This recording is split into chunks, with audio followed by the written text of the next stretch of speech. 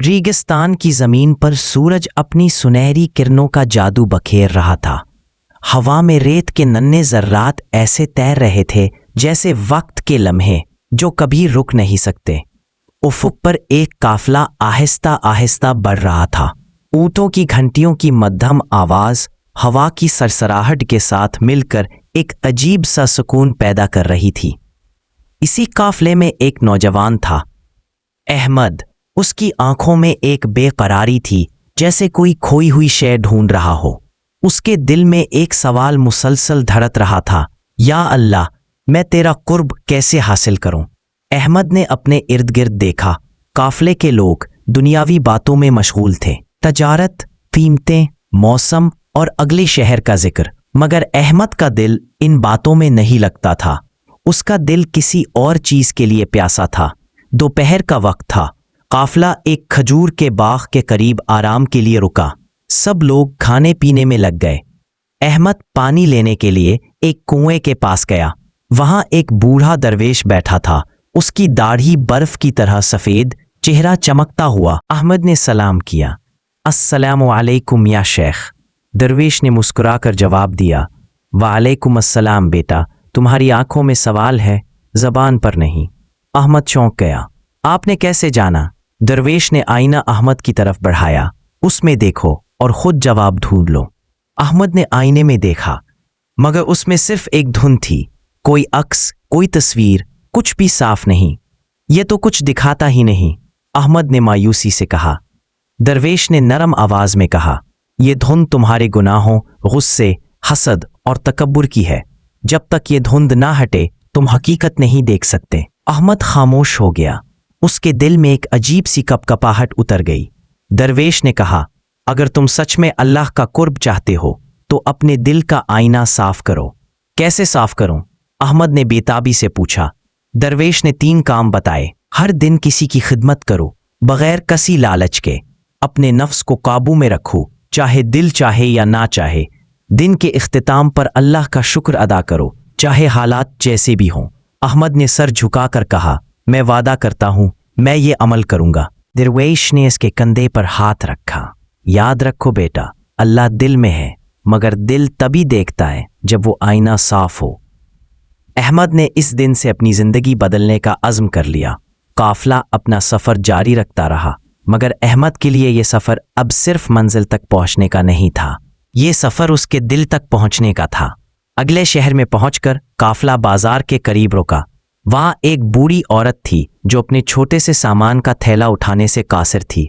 लोग गुजरते गए, मगर किसी ने रुककर मदद ना की। अहमद आगे बढ़ा। माँ जी, मैं उठा देता हूं ये बोझ। बूढ़ी औरत ने हैरत से देखा। बेटा, तुम कौन हो? एक मुसाफिर जो सिर्फ अल्लाह के लिए खिदमत करता है। अहमद ने उसका बोझ मंजिल तक पहुंचाया। औरत की आंखों से आंसू बह निकले और उसने दुआ दी, अल्लाह तुम्हारा दिल हमेशा साफ रखे बेटा। ये अल्फाज अहमद के दिल में ऐसे उतरे जैसे किसी ने इस आईने की धंध का एक जर्रा साफ कर दिया हो।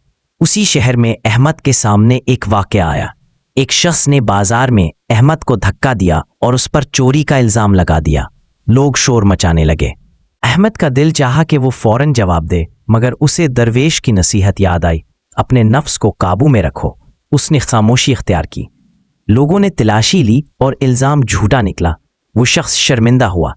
अहमद ने बस इतना कहा, अल्लाह तुम्हें माफ करे भाई। ये जुमला सुनकर उस शख्स की आंखें भीग गईं। अहमद ने महसूस किया कि दिल का आईना मजीद साफ हो रहा है। शाम का वक्त था। अहमद तन्हा एक कोने में बैठकर आसमान की तरफ देख रहा था। दिन भर के वाकयात याद करके उसने कहा, या अल्लाह, आज का दिन अच्छा भी था और मुश्किल भी, मगर मैं शुक्रगुजार हूं क्योंकि हर हाल तेरा है। इस शुक्रगुजारी के लम्हे में उसे दिल के अंदर एक रोशनी सी महसूस हुई, जैसे कोई अंदर से कह रहा हो, तुम करीब आ रहे हो। चंद दिन बाद काफिला एक जंगल से गुजर रहा था। रात को डाकुओं ने हमला कर दिया। लोग अपने माल और जान बचाने में लग गए। अहमद के सामने 2 रास्ते थे, अपने सामान को बचाए या दूसरों की मदद करे। उसने दूसरा रास्ता चुना। एक बच्चे को उठाकर महफूज जगह पहुंचाया, एक जख्मी शख्स को सहारा दिया, मगर उसके बदले में उसका अपना थैला और सारी जमा पे। सुबह हुई तो काफिले वाले हैरान थे कि अहमद बगैर कुछ लिए भी मुतमईन है। किसी ने पूछा, तुम परेशान क्यों नहीं?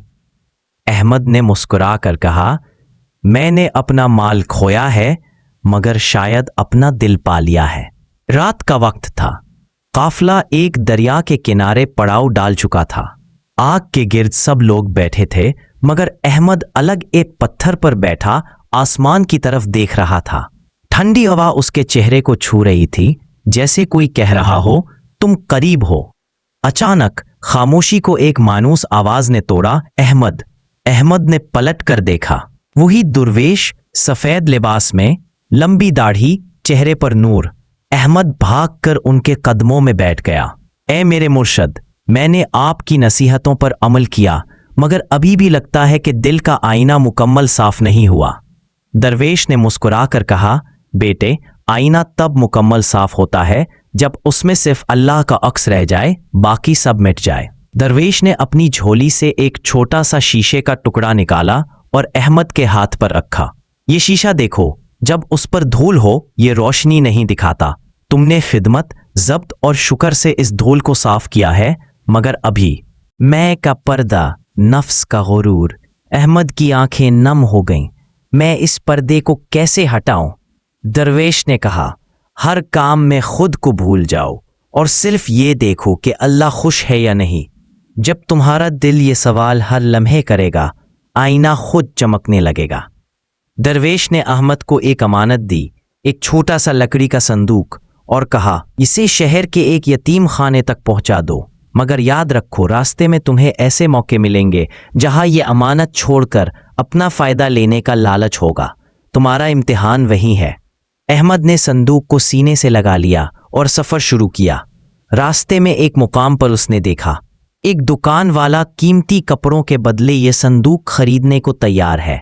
लम्हा भर के लिए अहमद के दिल में ख्याल आया, मेरे पास कुछ नहीं, ये लेकर मैं आराम से जिंदगी गुजार सकता हूं। मगर फौरन दरवेश के अल्फाज याद आए, सिर्फ ये देखो कि अल्लाह खुश है या नहीं।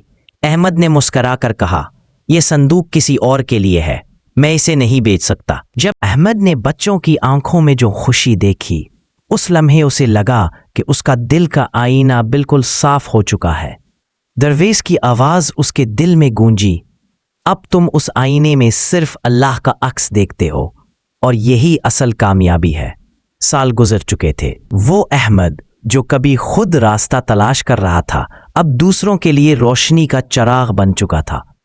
उसकी कुटिया एक छोटे से गांव के किनारे थी, जहां हर रोज लोग आते, बैठते, सवाल करते और दिल के बोझ हल्के करके लौटते।